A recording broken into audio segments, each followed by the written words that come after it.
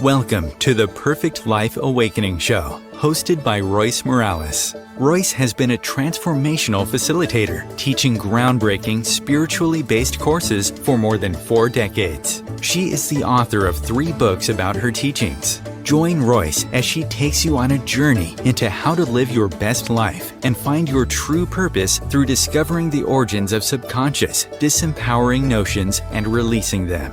She talks with experts and inspiring people just like you who learned to trust their intuitive inner wisdom, which led to life-changing shifts. Today, her guests live an empowered existence and are helping change the world to a higher consciousness place based on truth and love.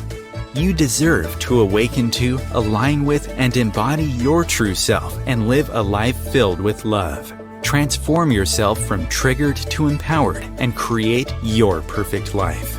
Here is your host, Royce Morales. Hello, welcome to my show. I'm so glad everybody's here, and I'm so excited today because I get to talk to someone who I have a lot in common with, we discovered, and she is amazing. Alejandra Brady is somebody that is just doing some really incredible things. And I'm going to give you a little bit of an introduction to her before I get started talking with her. At the age of 50, Alejandra, a successful, multi-accredited interior designer for 15 years, was suffering from cervical compression, which I'm sure was very painful. But she also felt that something was missing in her life. So she took a break from work and went on like a little emotional, mental reboot. And she hired, and I'm going to have to ask her why she did this, but we'll get there in a minute. She hired a Feng Shui master to do a consultation on her home.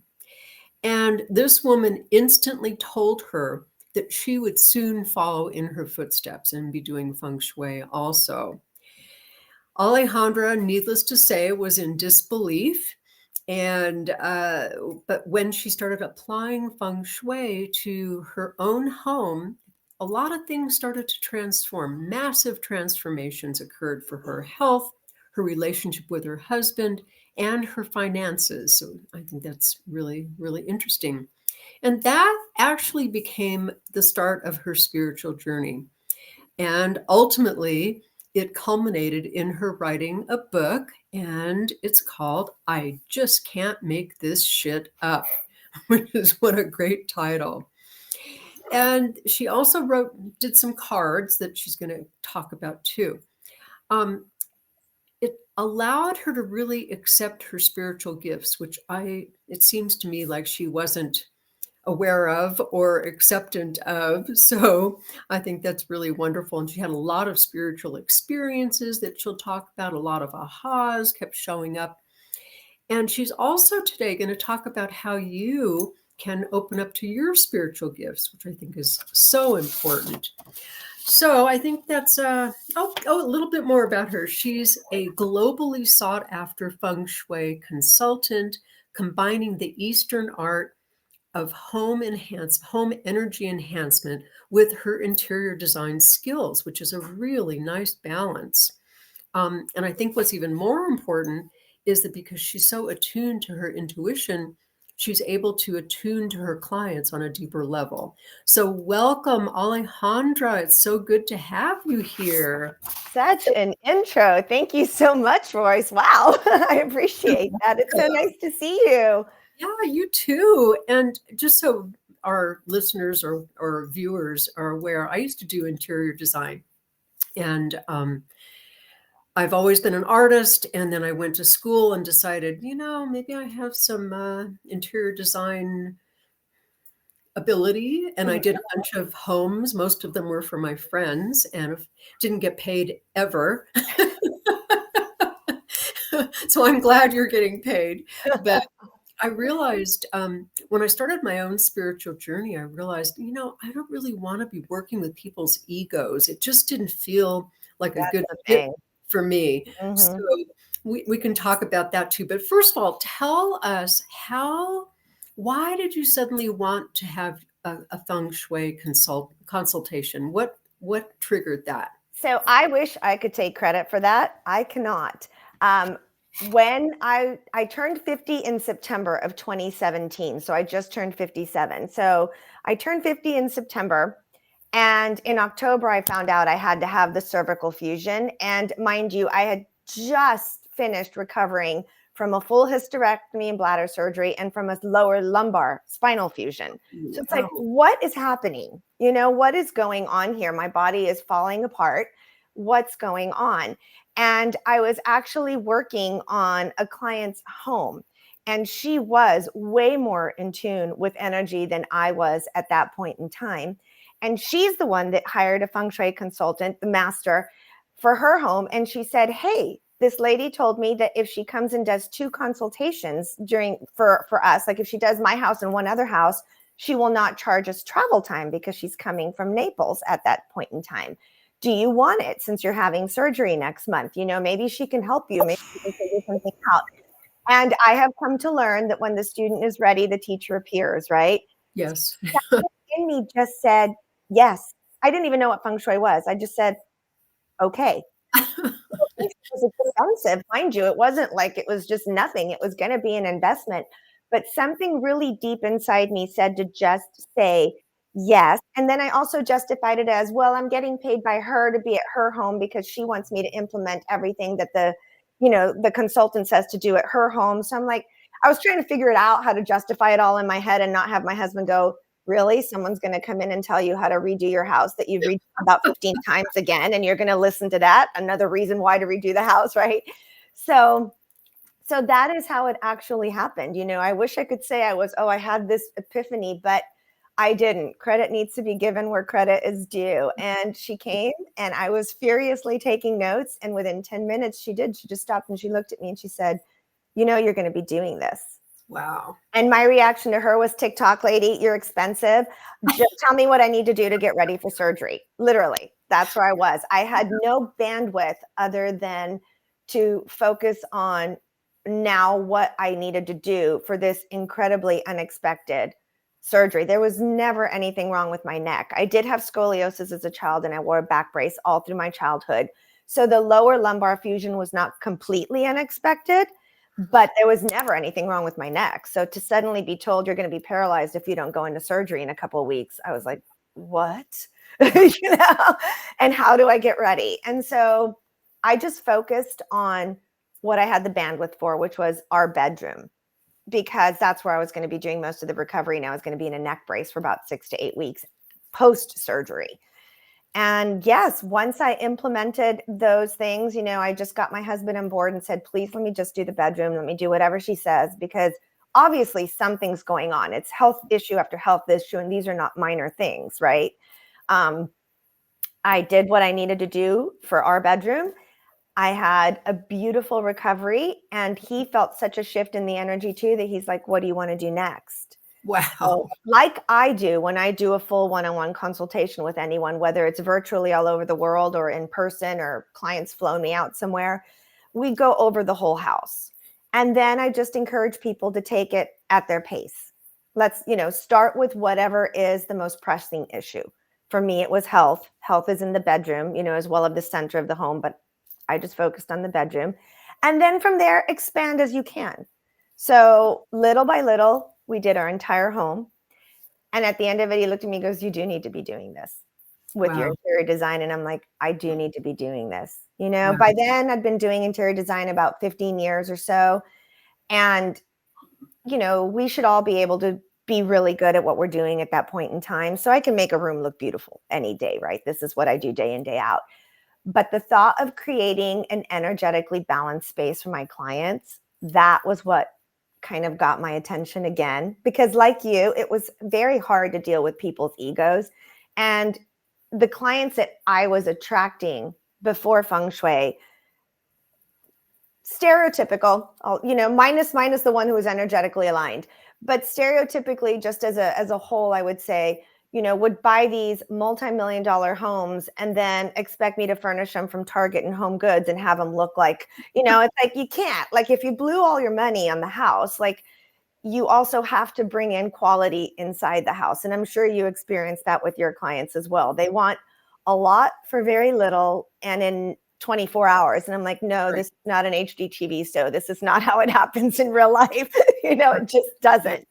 So I was very burnt out with my clients at that point anyway. So it was a perfect time for me to take a break, shut down my design business, study Feng Shui full time, get certified in it, and then open my business again, but with the intention of calling clients who not only want their home to be beautiful, but they want it to be energetically aligned. So I don't work with anybody anymore that does not do a full consultation first, Feng Shui. And then if they want to implement the design part, they can. If they want to hire me to do the design part, I can. But yeah, I don't want to work with anybody that doesn't want to improve the energy in their space and for their family. And, it just doesn't vibe with me anymore at this point. So in case people out there are not super familiar with Feng Shui, can you give us like a basic understanding of it? Sure. It's really interesting. So Feng and Shui, they're Chinese words, and this started about 4,000 to 6,000 years, depending on the text. But Feng means wind and Shui means water. And I just lived through 2 back-to-back hurricanes here in Tampa. Oh my gosh. Wind and water. Yes. Isn't that so interesting? Yes. So when wind and water is out of balance, what do you get? Chaos. Yeah. Literal chaos. Wow. When wind and water is in balance, beautiful sunny skies and everyone at the beach. So it was really fascinating to me to kind of see like, wow, here it is in full force playing out for us. It was just fascinating. So the origins of Feng Shui date back to China, and it originated with landform school, which basically is a way for the emperors at the time to have people go out there who were working for them. They wanted the most auspicious places to build their temples, their burial sites, their palaces. So it started as like, what's the best location? We always talk about location. If you have it at the very top of the hill, the wind can take the house away. If you have it at the very bottom of the hill, the river can sweep the house away, right? As we have sadly just seen throughout all this destruction. So you want to find that sweet spot right in the middle where the wind is, you have wind, but you're being protected by the mountain or the hill or whatever's behind you. And yet you have access to the water in front of you. So we're always trying to find just that right balance in your home through working with the energy. And because of the style of Feng Shui that I'm certified in a Western style of Feng Shui because the majority of the houses I deal with are Western style homes. It's creating that balance through every room so that the house is cohesive, and is just beneficial and brings in opportunities for the people who live inside the home. So it's not transactional. It doesn't mean that, if you put your purple orchid in the wealth corner of your house, that the next day you're going to get $1 million. What it is you working with the energy of your space to improve it so that the energy of the space can then work for you, right? You're saying to the universe, I'm open to receive whatever it is that you are looking to receive. Isn't my understanding of it is that there's a lot of kind of hard and fast rules, like you have to have things set in a certain way and a certain energy. I mean, but how does that work in terms of aesthetics, in terms of design? Right. So it has to be pretty. For me, it has to be pretty. So unless there is no other cure, I'm not going to hang a crystal from a red string in the middle of your house where it just looks inappropriate. Right. Yes. So because I have all the training as an interior designer for so many years, I was able to learn all the rules of Feng Shui. And the beauty of the style of Feng Shui, let me pull out the Bagua map. It's in my card deck. So I can show you guys what the Bagua map is. So this is a Bagua map. I'm trying to get it in the right screen. There you go. So in the style of Feng Shui that I'm certified in, we divide your home into 9 areas, and they are the 9 most important areas of your life. So it's everything from career to skills and knowledge, family, wealth, fame and reputation, which means how you are seen in business, Love and relationships over here on this side. Children and creativity, helpful people and travel, and in the center of your home is health. So if you can see the map, there's a color, there's also an element for each space, and there's also a shape. So you don't have to work with just one thing. I am in the helpful people and travel section of our home. This is where my home office is, which is where I'm talking to you from right now. The color is gray. So I painted my room, because it does go with the rest of my house, a beautiful French gray. So I am boosting the chi of this gua very intentionally by bringing in the color, but you can work with it so many different ways. There's endless combinations. And that seems to really be the key. Like, how do you work with it? And that's where so many people get overwhelmed. And the other thing I would also suggest to people is, if this is of interest to you, find a couple of people, maybe on Instagram or YouTube, Facebook, whatever your social media is. And if what they're saying resonates with you, then find out what kind of Feng Shui they are certified in and stick to that kind. Because there are several different schools. A lot of people come to me, and I get a lot of DMs on Instagram that people are confused.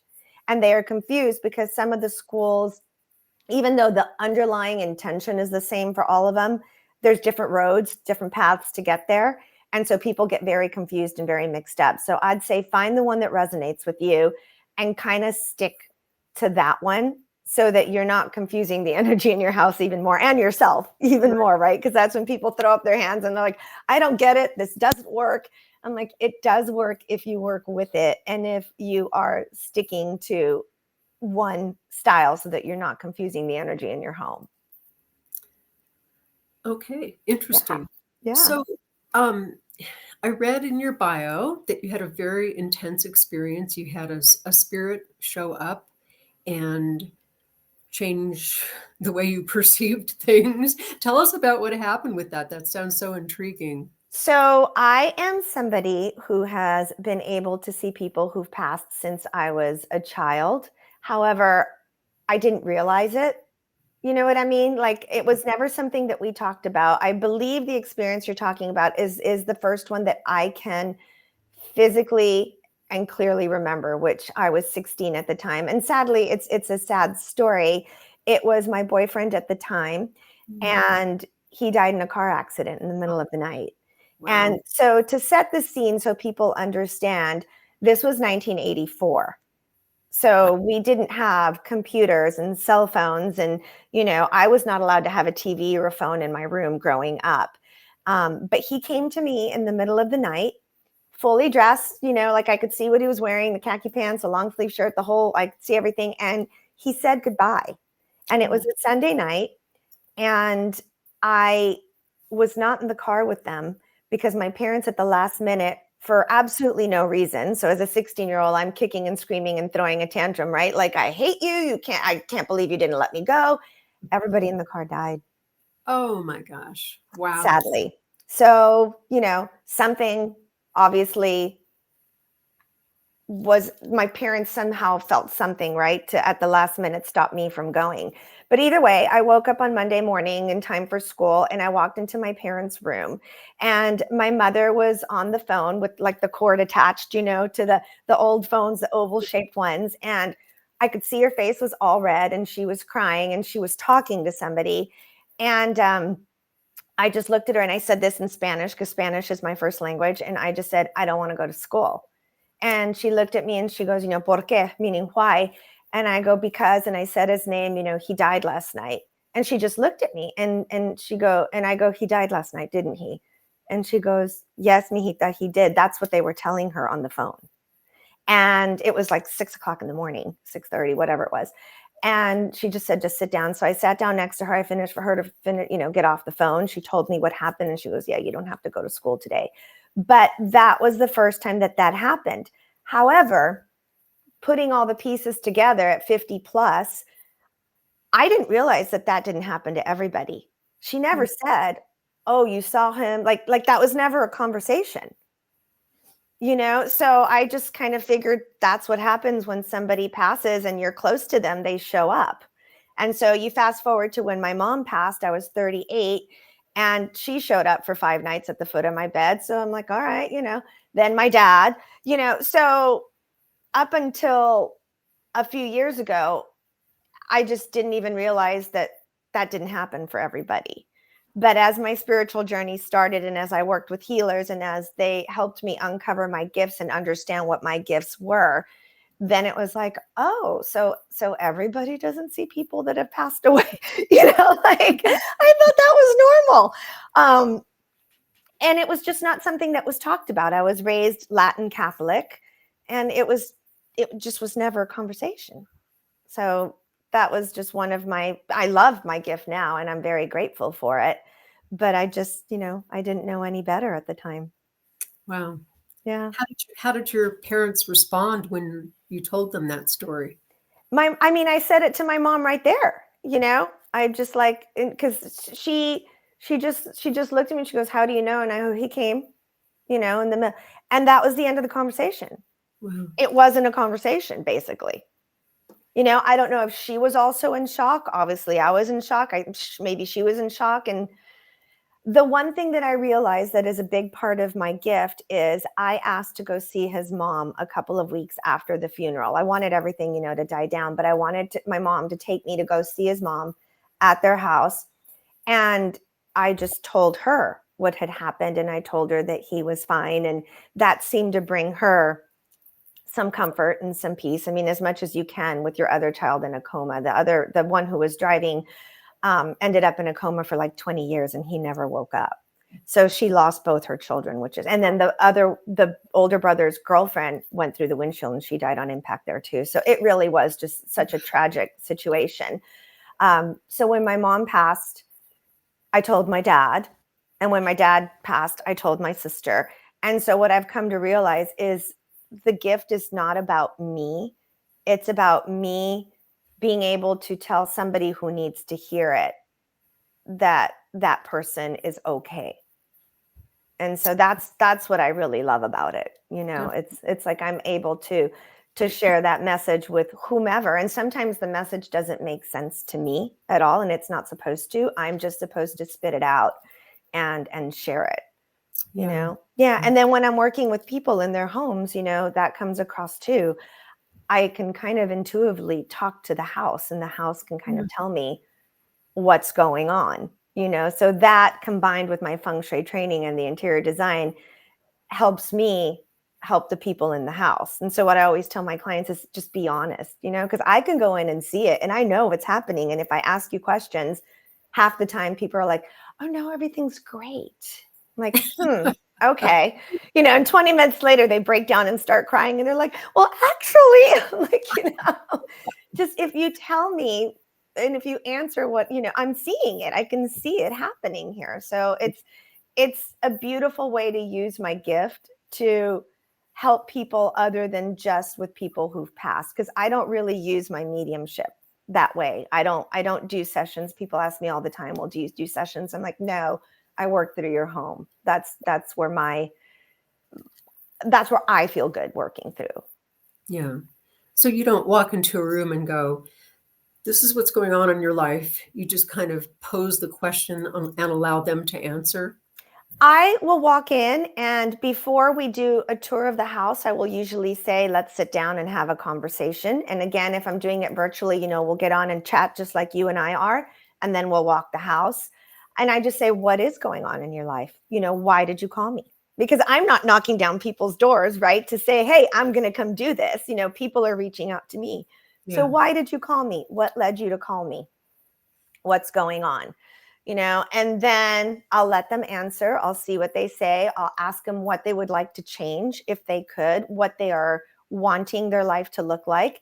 And then I'm like, all right, let's go walk the house and see if your home is reflecting everything that you're saying to me.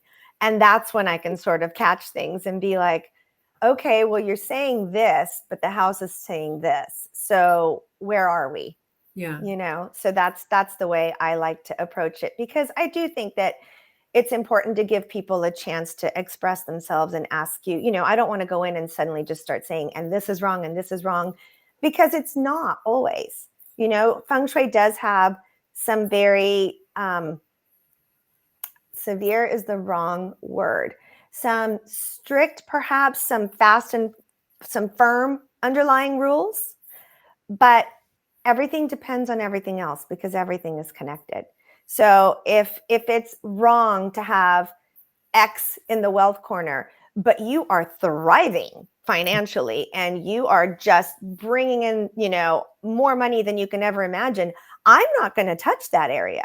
Yeah. Because depending on what else is going on around it, even though I may walk in, let's say a fireplace, usually a fireplace in your wealth corner is kind of a warning sign for us, because that means that you could be burning through your money, right? But if you've got a fireplace in that wealth corner and you are kicking butt, taking in more money than you know what to do with, we are not touching that. We are not doing any cures on it. If the situation changes, we may go back and revisit, but I'm not going to fix what isn't broken. So that's why it's so important to have those conversations and not just come in and go, oh, there's a fireplace there. Well, that's wrong. So you've got to do X, Y, and Z. Right. You have to have an individual conversation. You have to know what's going on in the person's life and, to be able to give them the right information. Do you ever, it's just dawning on me as you're talking. I mean, I work with energy all the time, but if I felt like there was something energetically going on in somebody's house, I wouldn't think about moving the furniture. I would think about just clearing the energy and working with them to clear the energy. Does that work as well in terms of what you do? Sure. If that's what's needed, that's what we'll do. Yeah. Yep. But a lot of things can create that energy that gets stuck and stagnant, right? Sometimes it's as simple as clutter. Sometimes it's an entity. I mean, we could be all over the place on this one. And I did walk into a consultation. I think I've had 2 so far. Thankfully, not too often, because that's really not my jam. But I've had a couple where I walked in, and what we ended up having to do before we looked at any of the furniture placement was sit down and do a salt burn. And I have all the information on how to do it on my Instagram. So you can just go there and look at the salt burn reels. But we did a salt burn because I walked in thinking I was just going to do, a normal Feng Shui consultation. And my client had her 3 daughters there. And she said, the girls can't sleep. And I'm like, okay, well, let's go look at their bed. And they're like, no, you don't understand. The girls can't sleep because there's entities in this house that keep them awake all night. And I'm like, okay, that's so okay. So let's think about this. What should we do? And she had everything in her home to do a salt burn. So we sat down in the hallway in between all the bedrooms, opened all the doors to the bedrooms, opened a window in each bedroom. And I just asked the entities that were there, if I thanked them, first of all, for being there, if they were there to protect the girls. And then I said, but I think it's too much. You're scaring them. Obviously, these girls are not sleeping. They need their rest. They're young children.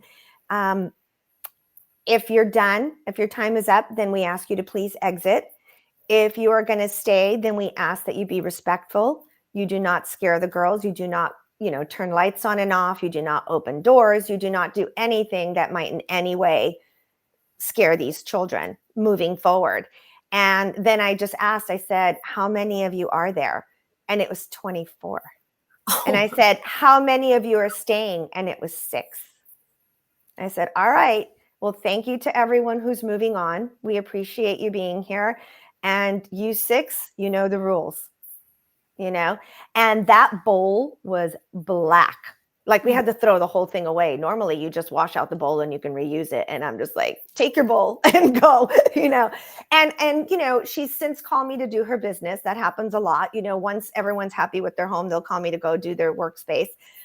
But so I've had a chance to follow up with her over the years and just ask, how are the girls? She's like, never been bothered again. Wow. But I didn't move a piece of furniture in that house. That was it. Yeah. That's what we did there. We moved some books. Her husband had World War II books. He was an avid World War II buff, and he had them all on a bookshelf next to where he slept. And he was having a lot of bad dreams and nightmares. And I'm like, well, let's think about this. Why do you think that might be? So and she's like, he's very attached. I'm like, well, let's move him into another room, but not next to where you're sleeping, right? Because that energy is what you're sleeping with all night. Right. So that was it. That was all I did in that house.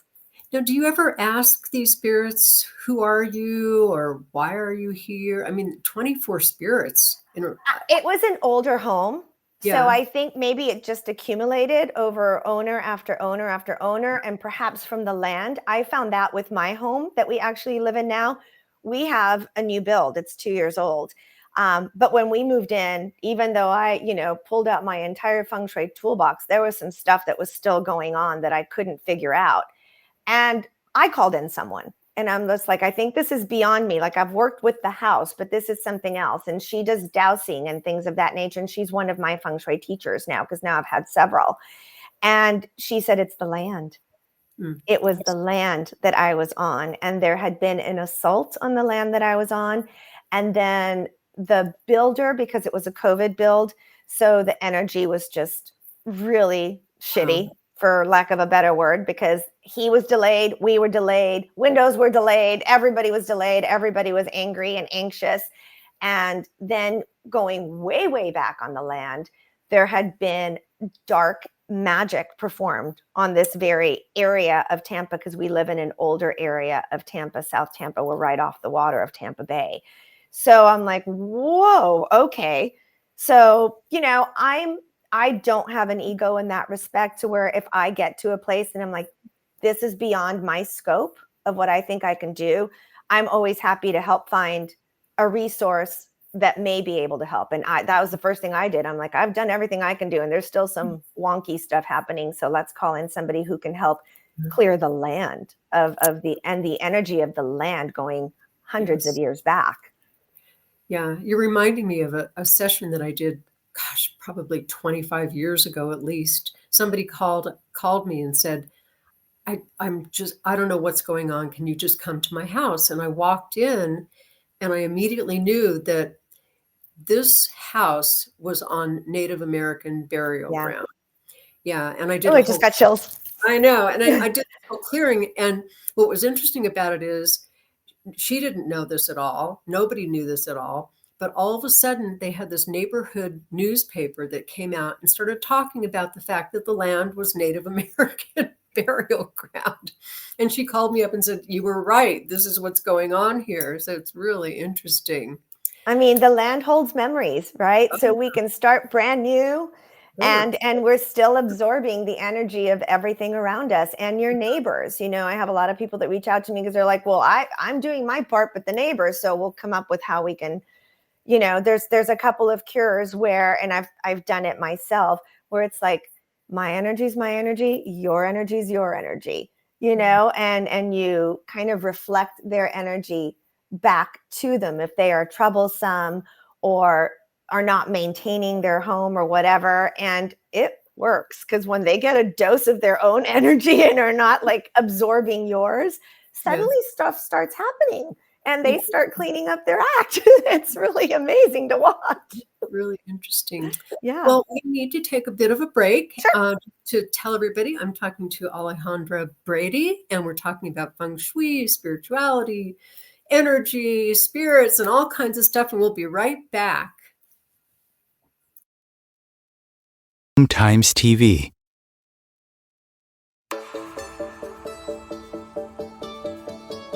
Do you crave joy but feel stuck? Do you go through life feeling constantly triggered and frustrated? Fear is likely the culprit, and subconscious fear is likely sabotaging you. Perfect Life Awakening is a time-tested, spiritually based approach to inner transformation created by Royce Morales. For over 40 years, she has helped people get to the origins of subconscious fears and ultimately help them find their true purpose and a life full of joy. Sign up for Perfect Life Awakening today at roycemorales.com. You deserve to go from triggered to empowered, shifting your life with Perfect Life Awakening.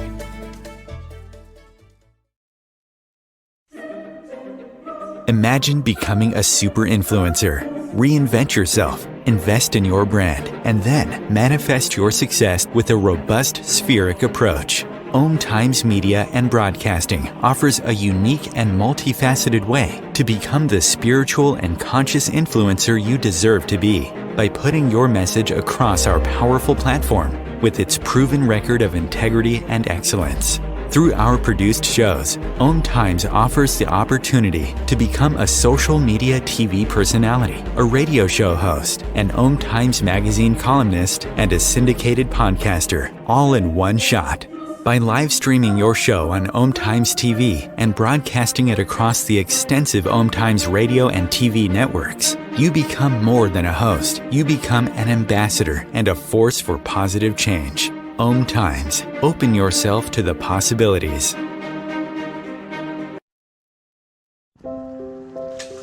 I want to eat apples and bananas. I need to eat apples and bananas.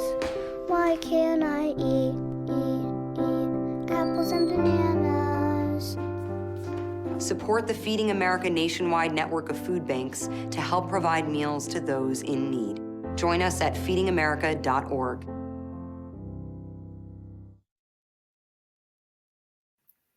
Welcome back. I'm talking with Alejandra Brady about all kinds of fascinating things, feng shui and spirits and energy. I was just thinking during the break, do you ever have clients where, I know you said that you only work with people that are open to feng shui, but do you ever have clients that say, yeah, okay, that's great that we have to put that over there, but I don't like the way it looks, and I just want something over here. And I don't. Do they fight with that, or are they more acceptant of it?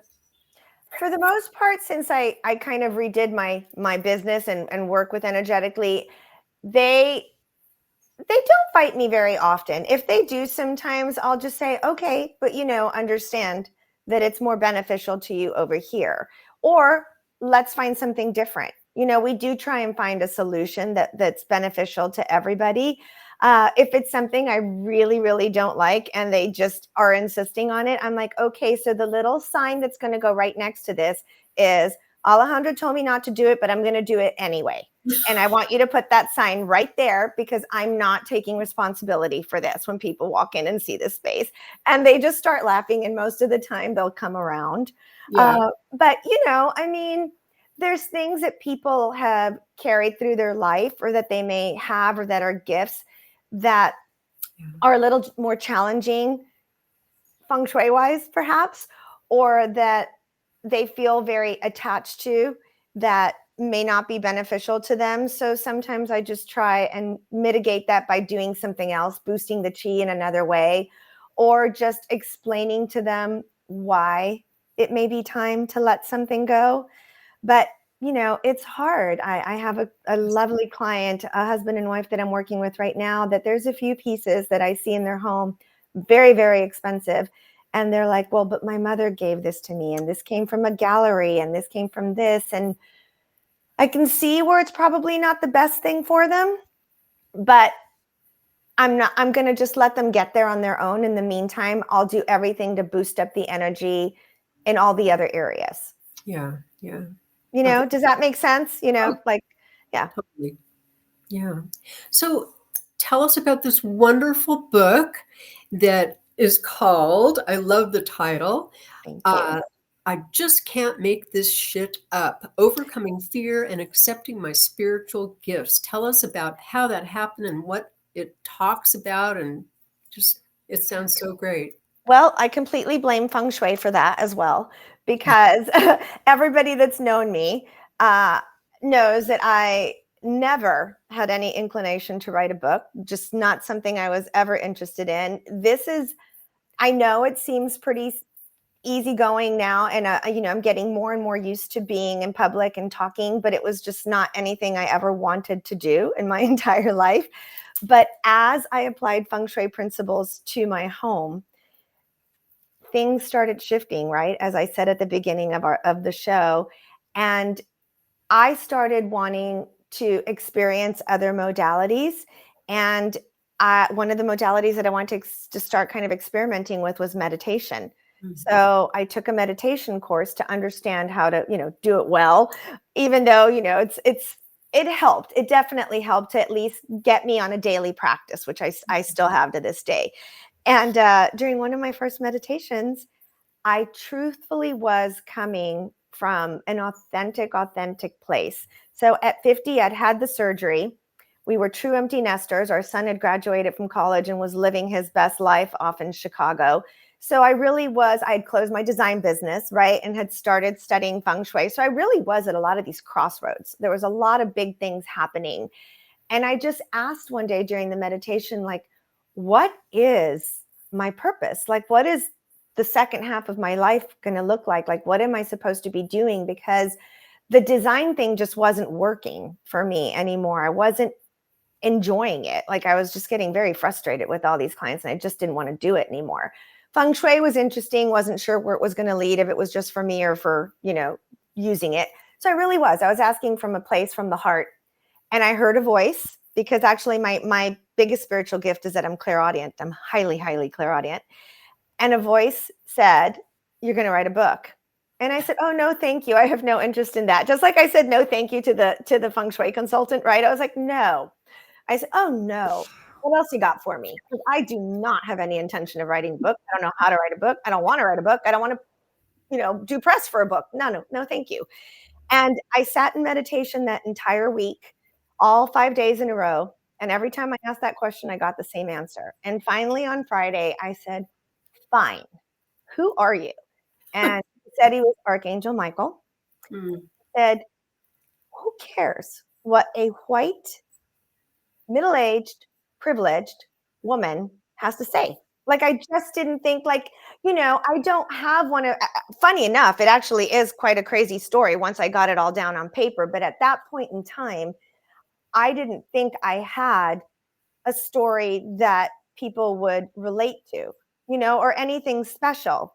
I didn't overcome some giant, horrible situation in childhood and scratch my way out of the gutter and became this fantastical person. So I'm like, who cares what I have to say?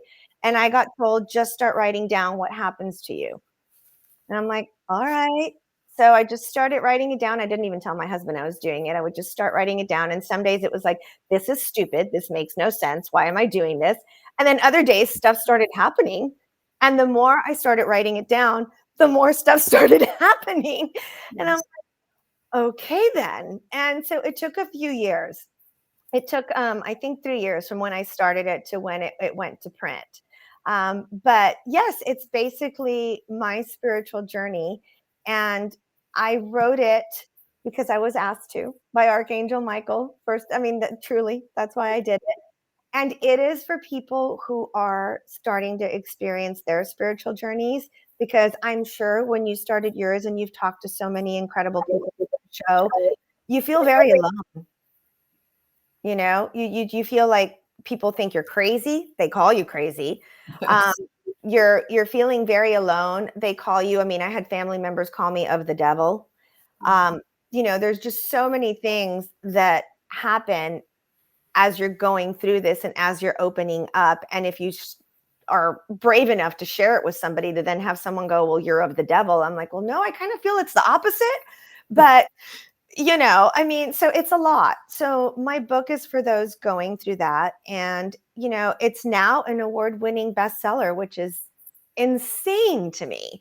And I get DMs from people all over the world just saying that it's really helped them and has made them feel less alone. And I'm like, well, then thank you. I've fulfilled my purpose with it, and I know it's not for everyone, and that's perfectly fine with me. It's not supposed to be, but it is for those who hopefully need a little guidance and need a little support as they're unfolding and going through their journey. And I asked all the healers that I worked with throughout my time if they would allow me to share their names. So everyone that said yes, their names are in the back of the book. So there's a resource guide for everybody if they feel so called to work with anybody that I worked with.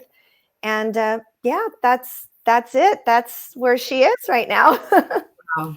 That's another thing we have in common. I was told the same thing. Who told you?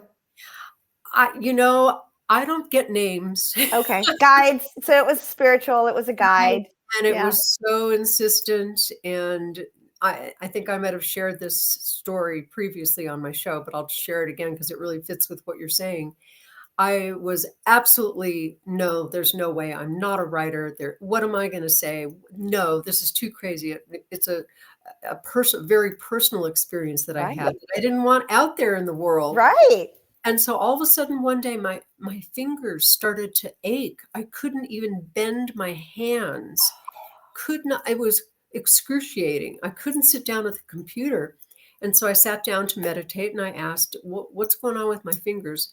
And the voice said, it's because you're not writing the book. I said, but I can't write the book if I can't use it. Hello? Start writing and we'll give you your fingers back. That's what he said. He said that you sit down and start writing. And I sat down and my fingers healed instantly. Amazing. It was amazing. It really was. So I understand exactly what you're saying. And yes, I've had a lot of people tell me I was crazy. So yeah, I get it. You know, and I look back on all my surgeries now and I view them so differently. Spirit, God, universe, whatever the word is for your higher power, to me, they're all the same, was obviously trying to get my attention and had Yes. been for some time, right? I mean, they knocked me down with the bladder and hysterectomy. And 3 weeks later, I was up and running on the treadmill and clients were waiting and boom, boom, boom, boom, boom. And so then 3 months later, they gave me the spinal fusion, the lower lumbar, and popped right back up and boom, boom, boom. Because everybody was like, where are you? We're waiting, we're waiting. And it was always about what do they need? And then the cervical one, there was no jumping up. Right? I mean, I went from surgery to being in a neck brace where you can do nothing or you won't heal the fusion for 6 to 8 weeks. I was forced to be still. And that's when all the shifts started happening. Yes. So I look back on them as like, you know, I was definitely one of those people that I needed to be hit over the head really hard. And now I try not to get hit over the head that hard when spirit is talking to me. And that's how actually my Feng Shui card deck came about too. I ended up with shingles on the entire left side of my face. Wow. And what happened? I had to sit home for 3 weeks. And in those 3 weeks, what happened? Spirit channeled the card deck.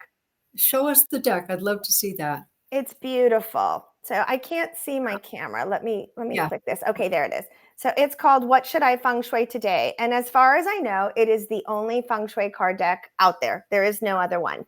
And it's 77 cards. And when you go through all 77, it's like you've had me come to your house. So you address every area of your home. And they're super practical. My son likes to say, it's like, it's not woo-woo, mom. Like anyone can do it. I'm like, okay, I like the woo, but I'm glad that it, you know, can resonate with anyone. But yes, I'm trying to get so much better that when spirit's trying to talk to me now, I don't have to have like some massive illness or calamity before I pay attention. Yeah. I call that in my life, because I've had the same thing. I call it the pie in the face method to get to me. Yeah. Yeah, it is. It's been, and it will continue, I think, till the day that I'm no longer on this planet at this time, right? It's a journey, and it's been quite a journey getting here. And I'm super excited about where everything will go. We shall see. Yeah.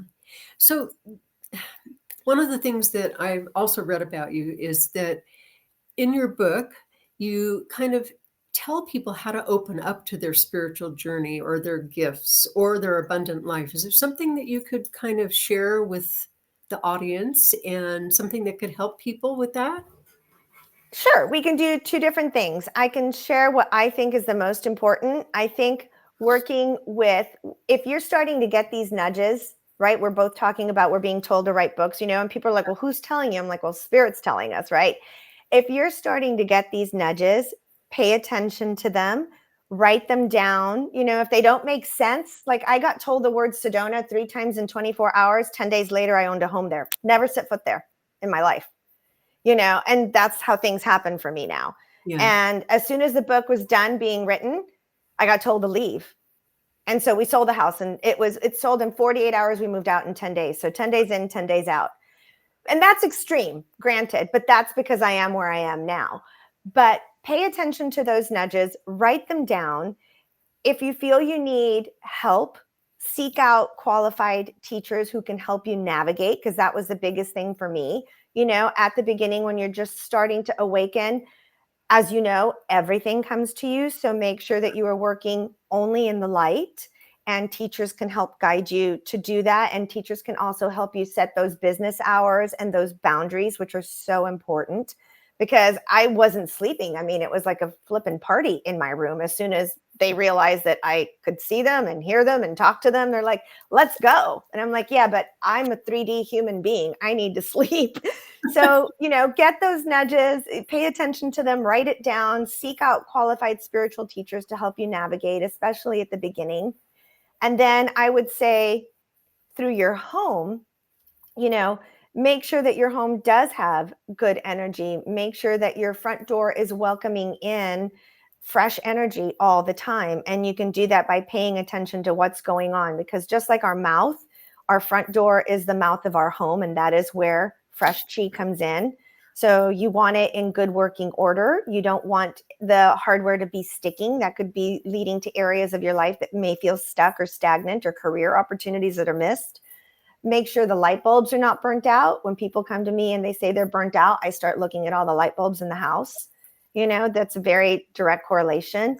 Fresh doormat, live plants, anything to welcome in that good energy to help that home align with you and support you, because my house supported me in my spiritual journey once I had applied all the Feng Shui principles. So you need that support. You need it from your family. You need it from your house. You need it from as many places as you can get it, especially when it's starting out, right? Interesting. Yeah. That's fascinating. So, gosh, I had a question and now it just kind of flittered away. Tell us how to find you. If somebody wants to work with you, or if somebody wants the decks or the book or whatever, how do they get in touch with you? Absolutely. Well, the decks and the book are on Amazon, and the book is like, wherever you find books. My website, www.alejandrabrady.com, has all of it too. And that's where you can book consultations with me. So I do them all over the world, virtually. If you're in the Tampa Bay area, if possible, I love to be in your actual space. I have clients that fly me places too. Speaking of calling in abundance and all of that stuff, I had a client who I'd always wanted to go to Aspen. We got invited to a wedding there, and I went for the first time maybe 2 years ago. And within 3 weeks, another client reached out to me and she goes, I'm buying a place in Aspen and I want you to do it. So I have flown there on her private plane for the last 2 years, probably 8 or 9 times. Wow. And I've gotten to do a penthouse there. So, you never know how abundance is going to manifest itself. You never know who it's coming from or how it's coming. But again, if you open your house and you open your life and you are open to receiving from the universe what's in your highest, greatest good and in the highest and greatest good of anyone that you're working with, I think that's very important. Like, I don't want it to be beneficial just for me. Before we got on this, I cleared myself with Palo Santo and I said, let me work in my highest and greatest good for you, for your audience, for myself, for everyone that's involved today, right? And I think that's really important. And then gratitude, always have gratitude for everything that you currently have, because then you are going to call in more if you're doing it that way. And that's how I work with everybody wherever they are. And Instagram, I'm very active on Instagram. I kind of had to pick one social. So you can always find me on Instagram as well. So as you're talking, I remember that question I was going to ask, and we only have like 2 minutes to answer it. But what about if somebody is doing all of those things right? Everything Feng Shui is correct. Everything is aligned in them, and things are still not happening. What would you say to them? I would say 2 things. They may not be happening in the way you think they're going to happen. And again, it's not transactional, right? So it may be because there's something bigger and better that's coming, or it's coming in a different way. Maybe the way you're seeing it is too small or not right for you. So you just need to be open to, I always like to say, I would like X or better. So if you wanted this one particular job and you're not getting it, well, that may be because that is not the right path for you. You may actually end up getting fired, but then that will lead to an opportunity that you never saw coming that's a much better fit. Yeah. Good. Does that make sense? Oh, yeah, absolutely. Okay. Yes. And what I would add to that, based on what I teach, is take a look at the deservingness level and why you don't believe you deserve. And, let's dig that up. But Right. thank you so much. This was so interesting. And give your website one more time. Sure. It's www.alejandrabrady.com. Great. Thank you so much, Alejandra. This was fun. I'm so glad that you're able to be here and no more hurricanes and all Let's of hope. Thank you. And thank you, everyone, for tuning in. And I will see you next week with my next show. Thanks, you. everyone. Bye. Bye.